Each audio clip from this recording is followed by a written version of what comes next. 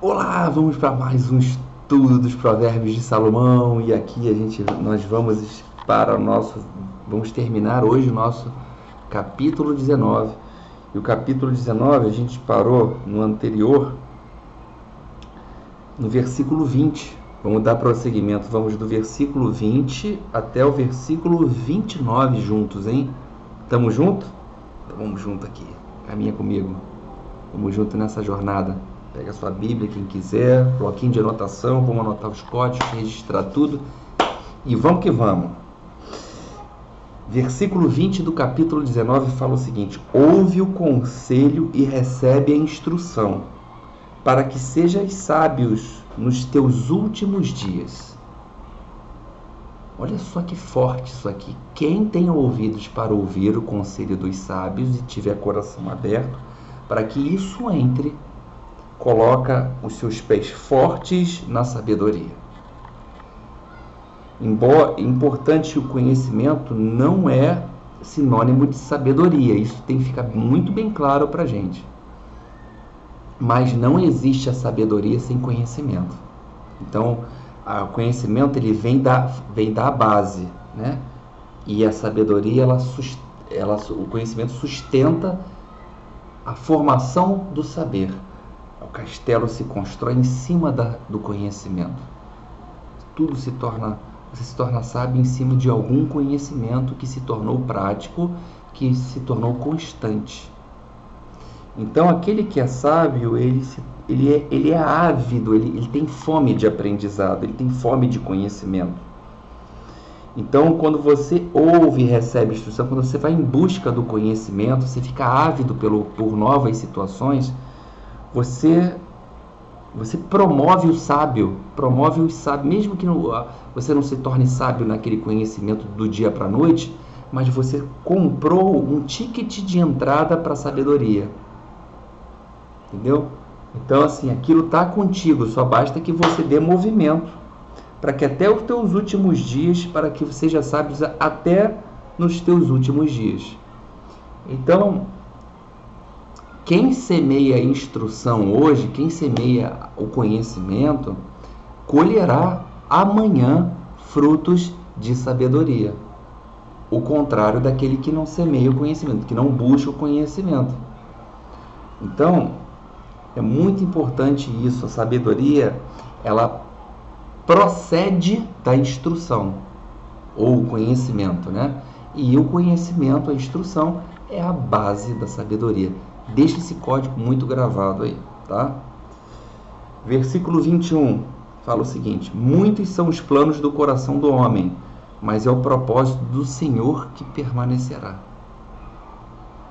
Ou seja, a gente tem muitos planos, muitos propósitos que na vida se mostra para nós, que tem no nosso coração, que tem no nosso ego. A gente faz muitos planos na vida, né? A gente planeja muita coisa. A nossa mente ela vaga para várias situações ao longo, a gente tem muitos pensamentos, vários insights.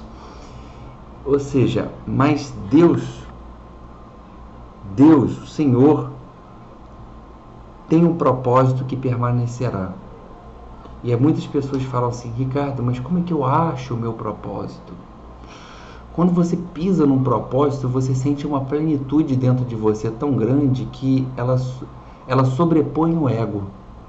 É algo da alma. Porque o Senhor, ele conhece o futuro. Deus conhece o nosso futuro. E é eterno, porque ele está em nós. Enxerga com os detalhes o que está previsto para nós. Basta que a gente realmente esteja com ele, esteja dentro de suas veredas. Porque nós somos seres humanos, a gente tem limitações. E muitas limitações.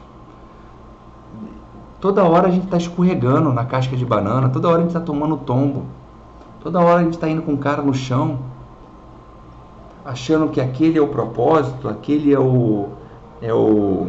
são os planos que Deus tem para nós, e muitas vezes não são. Deus sabe o que está escrito para nós. Basta que a gente procure, a gente não deixe de acreditar. Em Romanos 8:28, em Paulo, o apóstolo Paulo ele afirma lá uma frase que até Tem cantos gospels que utiliza, né? Sabemos que todas as coisas cooperam para o bem daqueles que amam a Deus, daqueles que são chamados segundo o seu propósito. É muito forte isso. Anote aí Romanos 8:28. Vá lá. Então, assim, daqueles que são chamados segundo o seu propósito.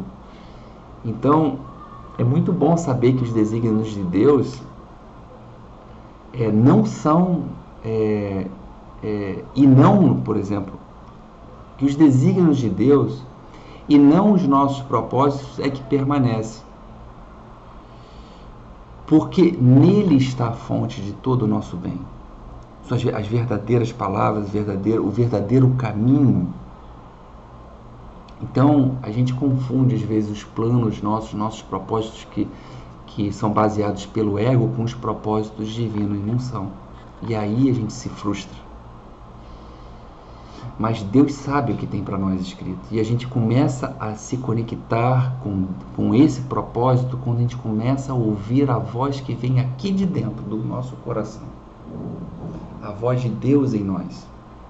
Quando algo você é impulsionada ou impulsionado a ir num lugar, impulsionado pela sua alma, numa mera curiosidade em conhecer algo, você é tocado a fundo e lá você é incitado a buscar um novo conhecimento e aquilo toca seu coração e você descobre um talento que é inato, que só precisava de um gatilho.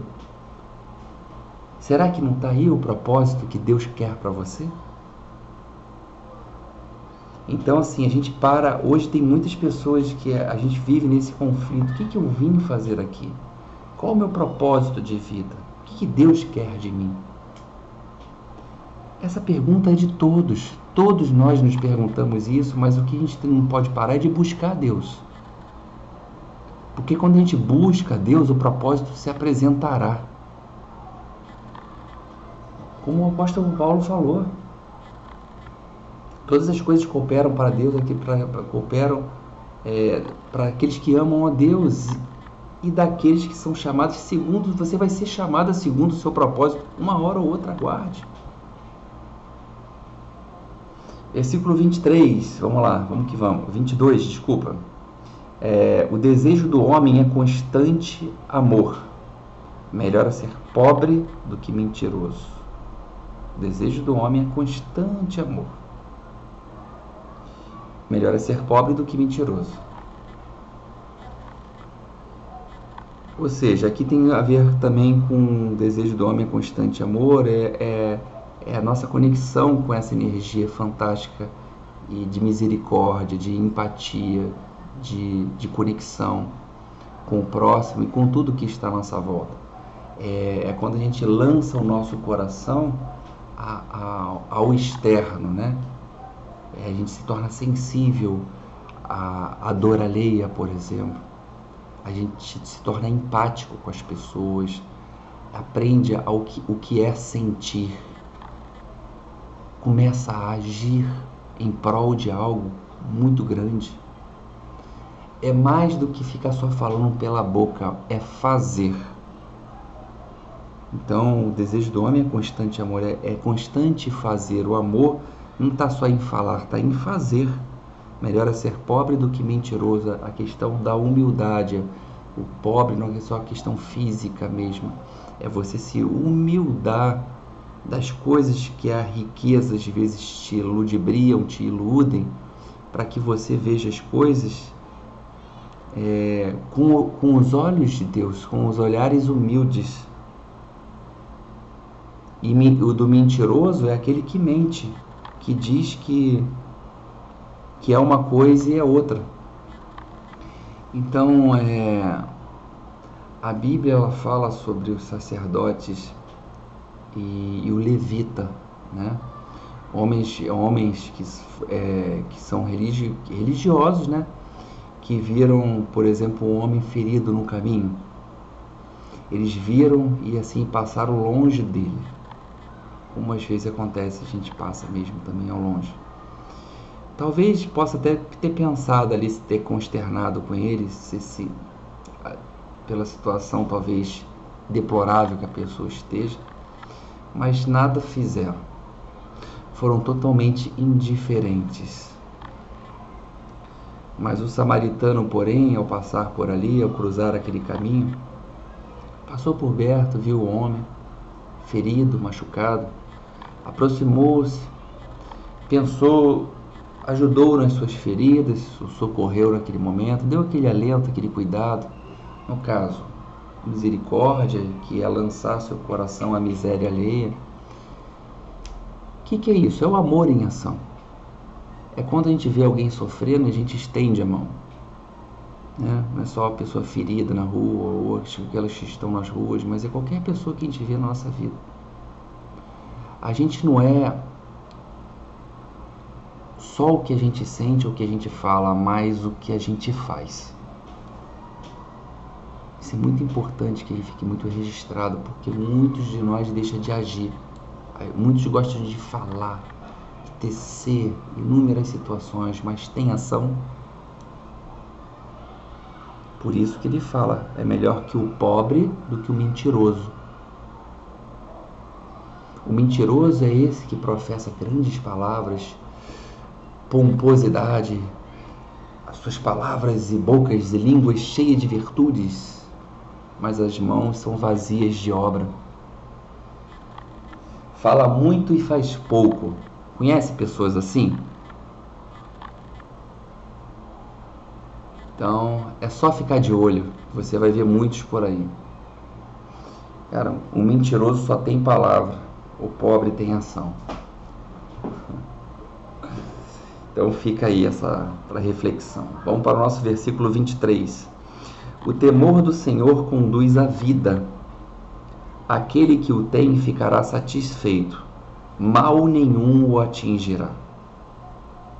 O temor do Senhor nos conduz à vida. Aquele que o tem ficará satisfeito. Mal nenhum. O temor do Senhor, no caso aqui, é a fonte da vida, que ele quer dizer aqui. Aqui é importante o temor do Senhor, a gente já elucidou isso em outros provérbios, em outras reflexões. É não apenas a conexão com a fonte da vida, que a fonte da vida, o que representa a fonte da vida aqui, conduz à vida? A sabedoria. É a conexão com o nosso juízo.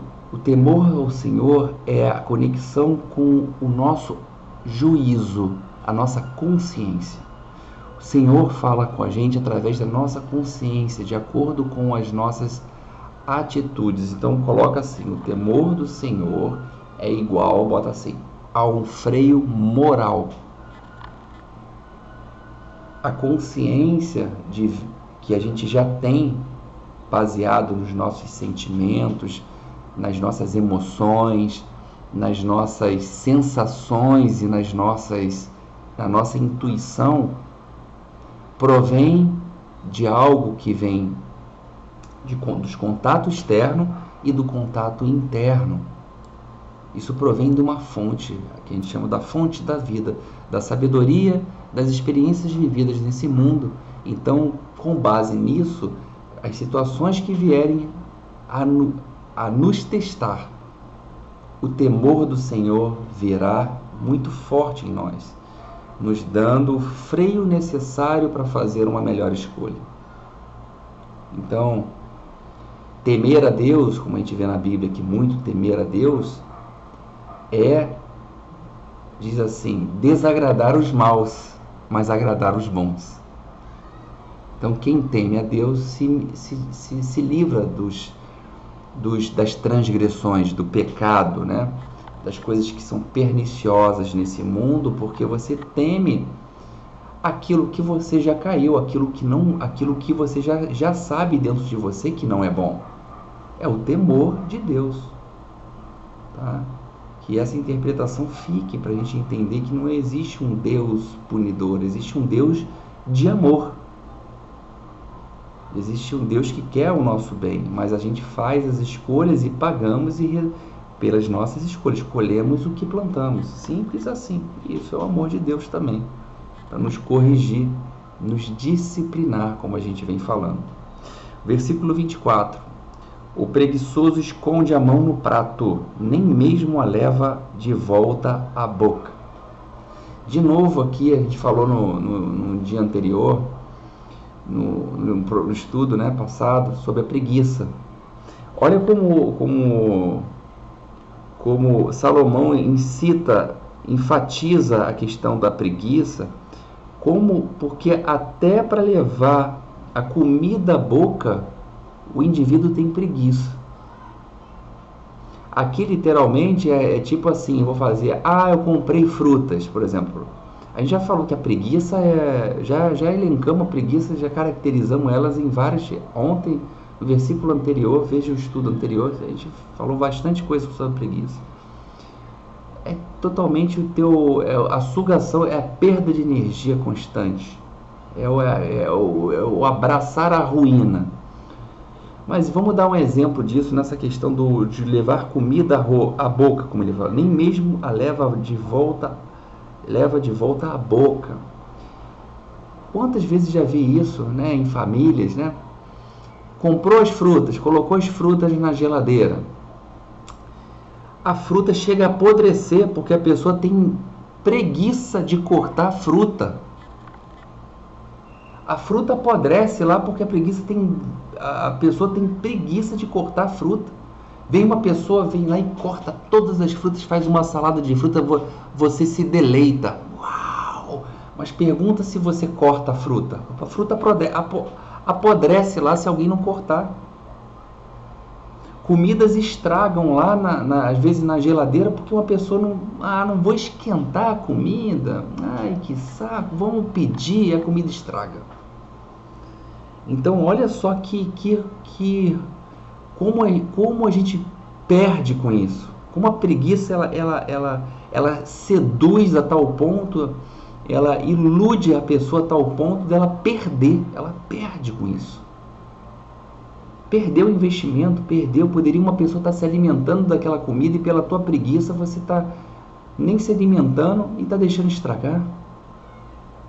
Então isso levado para a questão também do conhecimento, a gente fala tanto do conhecimento e da sabedoria, quando o preguiçoso esconde a mão no prato, nem mesmo a leva de volta à boca. Vai lá, busca um conhecimento, busca um estudo, mas nem vai lá testar. Tem preguiça até de fazer a prática daquilo que foi estudar. Por exemplo, foi buscar um estudo holístico, um curso holístico, e nem foi fazer em prática. Então, por exemplo, eu formo alunos de Reiki. Tem uma escola de Reiki. Eu falo para os alunos, vão lá. Vocês podem praticar, eu não tive isso. Vai numa escola de Reiki praticar, é gratuito. E pergunta se a pessoa vai. Não vão, a maioria não vai praticar. Mas pode ser trabalho, mas a preguiça está aí junto, porque só para ter uma ideia, são 16 dias no mês de escola de Reiki.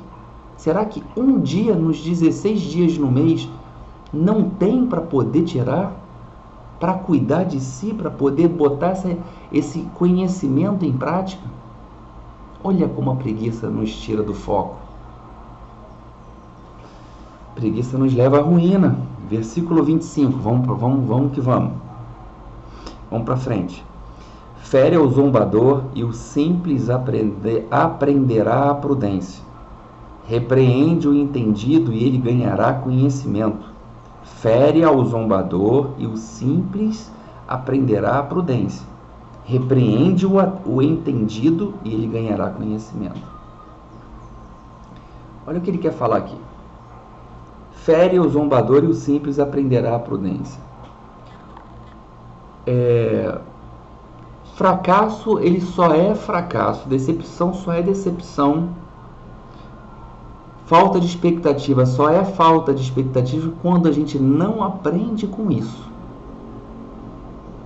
Quando a gente não aprende, quando a gente aprende com os erros, com os nossos próprios erros, por exemplo, ou até com os erros dos outros que estão à nossa volta, quando a gente aprende, a gente se torna sábio.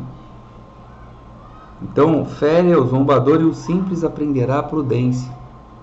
Você se torna sábio. Você cresce no conhecimento, no olhar à sua volta do que acontece. Porque é óbvio que iremos errar. Isso é óbvio. Não tem como você falar que não vai errar. Então, os nossos fracassos são os nossos professores. Não são nossos coveiros.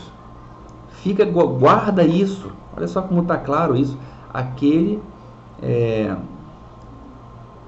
repreende o entendido e ele ganhará conhecimento.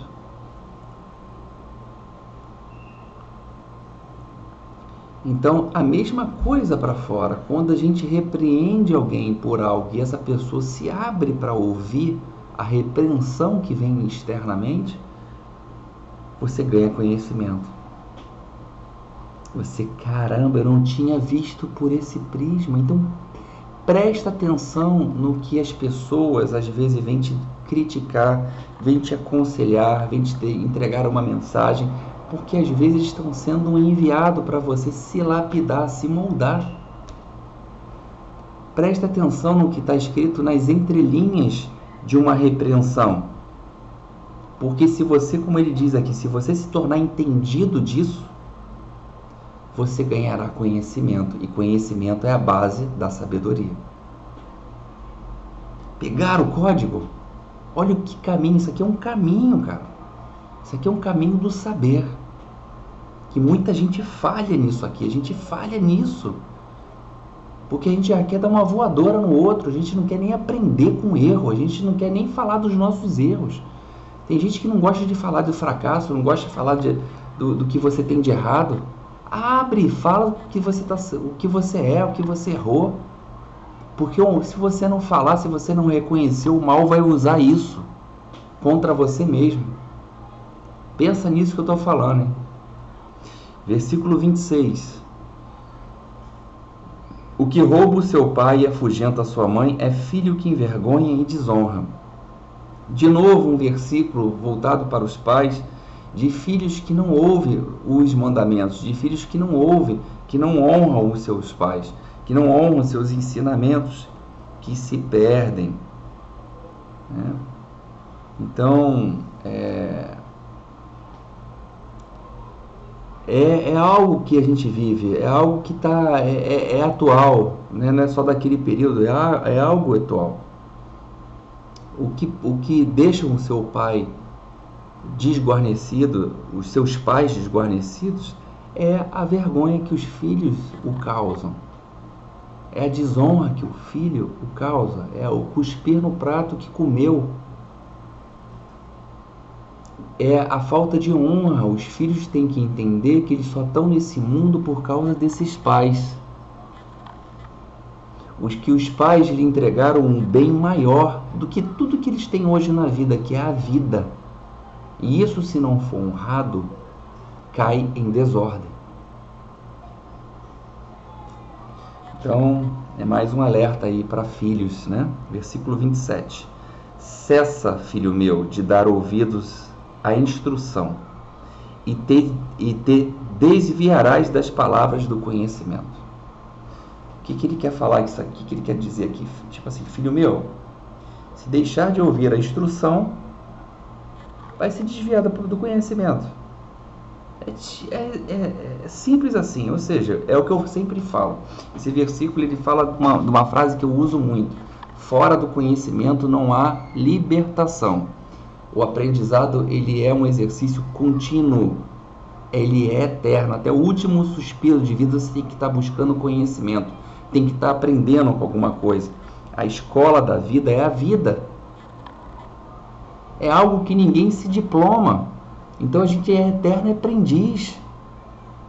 A cada estágio que a gente avança, a cada degrau que a gente pisa, é uma forma da gente crescer.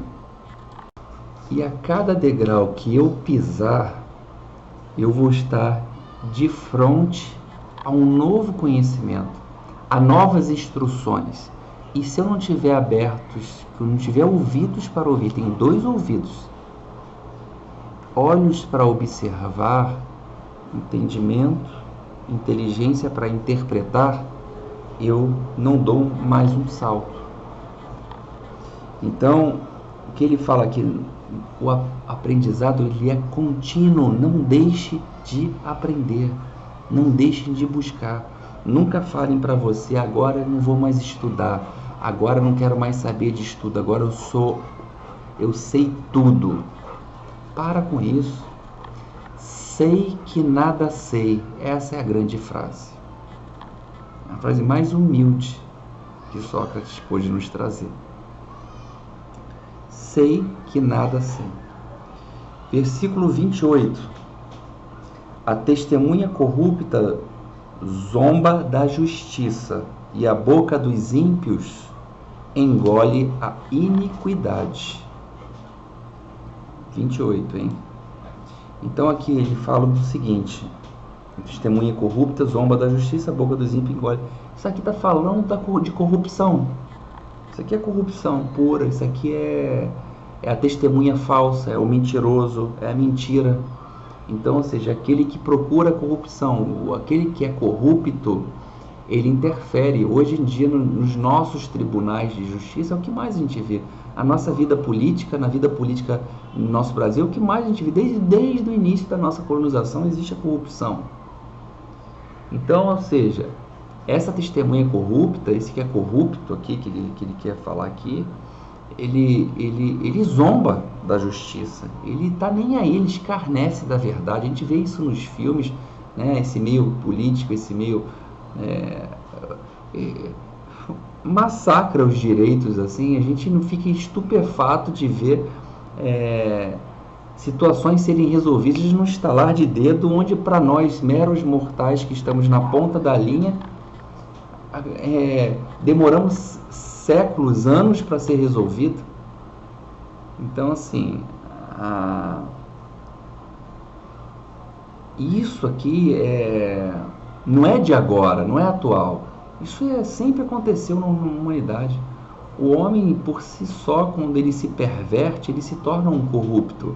O coração se corrompe, ele já era. Ele vai trazer sofrimento não só para ele, mas para todo mundo que está à sua volta. Porque ele fala, a boca dos ímpios engole iniquidade. A língua dos ímpios, desses atravessadores, desses insensatos, ela tem veneno. Ela é como se fosse uma máquina mortífera, né? A missão é de destruir mesmo, trazer a desgraça alheia, causar iniquidade mesmo, né? Como ele fala aqui. Então, isso é algo, é um versículo para que a gente, de vigilância, de prevenção. O versículo 29 ele fala o seguinte, é o último, a gente termina o capítulo 19. Preparados estão os juízos para os zombadores e os açoites para as costas dos tolos. Bom, lei da causa e efeito aqui, né? Ou seja, às vezes aqui nossa convivência humana, a gente não vai ver esses zombadores receberem a sua justiça que deveria ser feita, né? De acordo com as suas obras, o seu delito, né? A gente vê o ladrão geralmente escapar, as inversões de valores que a gente vê, do corrupto está sempre no auge e o trabalhador está sendo, né, rechaçado, né, extraído, né, ludibriado. Mas, gente, ninguém foge dos tribunais divinos, porque uma hora a verdade vem à tona, e a verdade vem à tona, ela sai lambendo todo mundo. E aí que ele fala, os açoites para as costas do tolo, ou seja, o chicote vai cantar uma hora ou outra o chicote canta. Uma hora ou outra a mentira é a armadilha, é o seu próprio tropeço. Uma hora você vai tropeçar no seu próprio laço, vai cair na sua própria cova. E uma hora o açoite vai comer firme nas costas, no lombo dos tolos. Então não queira ser esse tolo. Não queira ser esse tolo. Então, finalizamos o nosso versículo 19, né, com muito conhecimento, né? Foram alguns dias aí, 3 dias praticamente, para a gente concluir. Que fique aí essas reflexões para você. E a gente sempre termina cada capítulo com uma oração para fechar, né, com chave de ouro o que nós vivenciamos nesse capítulo 19, nessa jornada. Então vamos fechar nossos olhos, respira profundamente, solte o ar devagar, a fim de se assentar. Deixe suas mãos sobre suas coxas, a palma da mão voltada para cima, apoie bem sua coluna, relaxe. Respire de novo profundamente, solte o ar devagar. Isso. E vamos nesse instante levar o nosso pensamento a Deus, o nosso Criador. Levar nosso pensamento ao Mestre Jesus e a toda a espiritualidade que nos envolve nesse instante. E pedimos graças ao nosso Senhor, porque o Senhor é bom, sempre nos ouve, sempre está conosco nos momentos mais difíceis. Nesse instante divino e sagrado, pedimos a sua graça e seu amparo, para que esteja conosco nesse dia, para que possamos encontrar o zelo através de nossas palavras, do bom uso delas, que possamos encontrar o caminho do conhecimento a fim de formar a base da nossa sabedoria. Permita, Senhor, que eu controle meus passos, não me apresse, que eu perceba que a pressa é inimiga da perfeição e que eu mesmo que eu erre o caminho, eu possa ter o discernimento, a humildade de voltar e recomeçar. Amado Deus, me permita que a insensatez ela não tome conta da minha vida e não seja minha ruína, que ela possa ser a minha testemunha da minha liberdade, da minha ascensão e da minha evolução. Permita que eu não me aborreça, Senhor, seguindo os maus caminhos, e permita que eu siga os caminhos da sabedoria, conservando assim o entendimento próspero, rumo à prosperidade e à felicidade.